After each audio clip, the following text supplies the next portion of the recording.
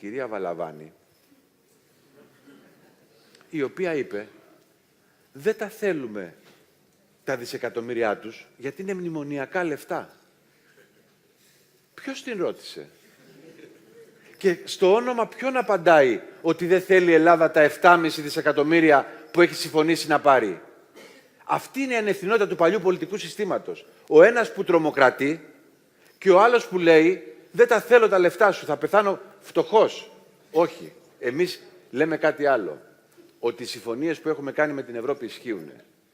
Θέλουν διορθώσεις αυτές τις συμφωνίες? Θέλουν διορθώσεις. Πρέπει να κάνουμε κάποιες άλλες αλλαγές? Ναι. Πρέπει να κάνουμε κάποιες άλλες στοχεύσεις στο άμεσο μέλλον? Βεβαίως. Αλλά τα λεφτά που έχουμε συμφωνήσει πρέπει να τα πάρουμε και πρέπει να τα αποκριθούμε στις συμφωνίες μας.